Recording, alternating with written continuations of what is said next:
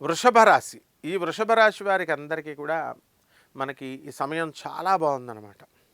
కాబట్టి మీకు ఆదాయాలు బ్రహ్మాండంగా పెరుగుతాయి. గత కాలంతో పోల్చుకున్నట్లయితే ఇప్పటి వరకు జరిగిన కాలంతో. అయితే ఒక స్త్రీ వలన ఇబ్బందులు అనేటటువంటివి ఎంతవరకు పడ్డారు. ఇప్పుడు ఆ స్త్రీ కారకుడైనటువంటి శుక్రుడు మంచి స్థితిగతులకి రావడం ద్వారా స్త్రీల వలన మీకు ఏ విధమైనటువంటి సమస్యలు ఉండవు.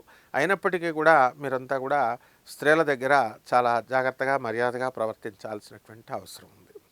అలాగే ఈ యొక్క కేతు అర్ధాష్టమంలో ఉండడం ద్వారా మీకు అందరికీ కూడా డిప్రెషన్లు రావడానికి ఎక్కువ అవకాశాలు ఉన్నాయి వృషభ రాశి వాళ్ళు.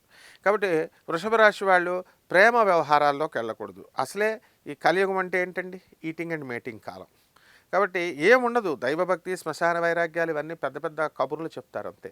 శ్మశాన వైరాగ్యం అని ఎందుకంటారండి? శవం ఎవరైనా చచ్చిపోతే ఒక 5 నిమిషాలు 2 నిమిషాలు ఉంటుంది వైరాగ్యం. తర్వాత మళ్ళీ ఇంటికి వచ్చి ఇంకా శవం అక్కడికి వెళ్ళదు, మామూలు టీలు తాగుతూ ఉంటారు, ఎవరి పనులు వాళ్ళు చేసుకుంటారు, భోజనాలు